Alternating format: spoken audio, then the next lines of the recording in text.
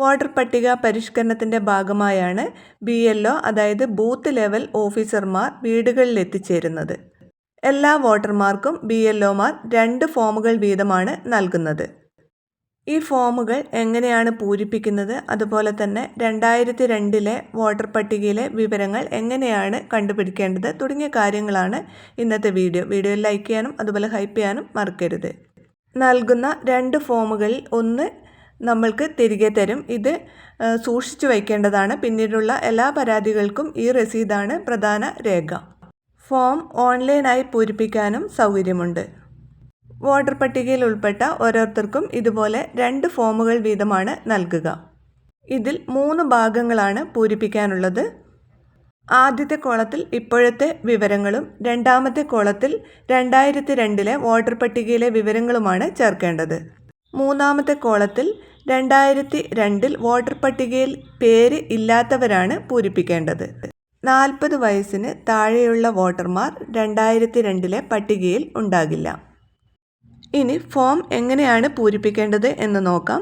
ഒന്നാമത്തെ കോളത്തിൽ ജനനത്തീയതിയാണ് എഴുതേണ്ടത്. രണ്ടാമത്തെ കോളത്തിൽ ആധാർ നമ്പർ നിർബന്ധമില്ല. മൂന്നാമത്തെ കോളത്തിൽ മൊബൈൽ നമ്പറാണ് എഴുതേണ്ടത്. നാലാമത്തെ കോളത്തിൽ പിതാവിൻ്റെ അല്ലെങ്കിൽ രക്ഷിതാവിൻ്റെ പേര്. അടുത്ത കോളത്തിൽ പിതാവിൻ്റെ അല്ലെങ്കിൽ രക്ഷിതാവിൻ്റെ എപിക് നമ്പറാണ് എഴുതേണ്ടത്. ലഭ്യമാണെങ്കിൽ എഴുതിയാൽ മതി. ഇലക്ഷൻ ഫോട്ടോ ID കാർഡിൻ്റെ നമ്പറാണ് എഴുതേണ്ടത്. അടുത്തത് മാതാവിൻ്റെ പേര്. അതിന് താഴെ മാതാവിൻ്റെ എപിക് നമ്പർ, അതായത് ഇലക്ഷൻ ID കാർഡിൻ്റെ നമ്പർ ലഭ്യമാണെങ്കിൽ എഴുതിയാൽ മതി. അടുത്ത കോളത്തിൽ പങ്കാളിയുടെ പേര്, പങ്കാളി ഉണ്ടെങ്കിൽ പേരെഴുതാം. അതുപോലെ പങ്കാളിയുടെ എപിക് നമ്പർ ലഭ്യമാണെങ്കിൽ എഴുതുക. ഈ രണ്ടാമത്തെ കോളത്തിൽ പൂരിപ്പിക്കേണ്ടത് 2002 വോട്ടർ പട്ടികയിൽ ഉൾപ്പെട്ടിട്ടുള്ള വോട്ടർമാരാണ്. ആ വിവരങ്ങളാണ് ഇതിൽ എഴുതേണ്ടത്. എങ്ങനെയാണ് 2002 വോട്ടർ ലിസ്റ്റിലുള്ള വിവരങ്ങൾ കണ്ടെത്തുക എന്ന് വീഡിയോയുടെ അവസാനം വീഡിയോ സഹിതം കാണിക്കാം. ഇപ്പോൾ ഇതെങ്ങനെയാണ് എഴുതേണ്ടത് എന്ന് പറയാം. 2002 നിങ്ങളുടെ വോട്ടർ ലിസ്റ്റിൽ എങ്ങനെയാണോ നിങ്ങളുടെ പേരുള്ളത് ആ പേര് അതുപോലെ തന്നെ എഴുതുക. എപിക് നമ്പർ ലഭ്യമെങ്കിൽ അതും എഴുതുക, അതായത് ഇലക്ഷൻ ID കാർഡ് നമ്പർ.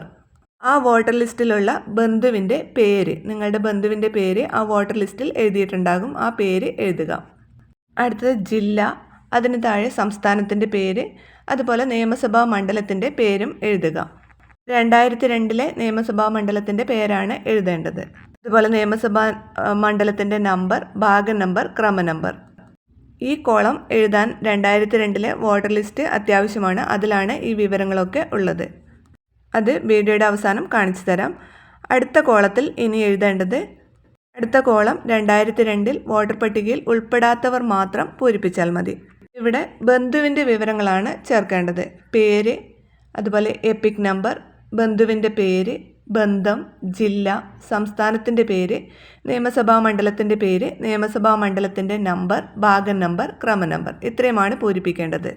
ഈ ബന്ധുവിൻ്റെ വിവരങ്ങൾ അറിയണമെങ്കിലും 2002 വോട്ടർ പട്ടിക ലിസ്റ്റ് പരിശോധിക്കേണ്ടതാണ്. 2002 വോട്ടർ പട്ടികയിൽ ഉൾപ്പെട്ട നിങ്ങളുടെ അച്ഛൻ്റെയോ അല്ലെങ്കിൽ അമ്മയുടെയോ അല്ലെങ്കിൽ മുത്തശ്ശൻ്റെയോ മുത്തശ്ശിയുടെയോ മരിച്ചു പോയതായാലും കുഴപ്പമില്ല. അവരിൽ ആരുടെയെങ്കിലും വിവരങ്ങളാണ് ഇവിടെ ചേർക്കേണ്ടത്. അവരുടെ ബന്ധുവിൻ്റെ പേര് കൂടി എഴുതാൻ പറയുന്നുണ്ട്. അതും 2002 വോട്ടേഴ്സ് ലിസ്റ്റിൽ നിന്ന് നിങ്ങൾക്ക് കാണാവുന്നതാണ്.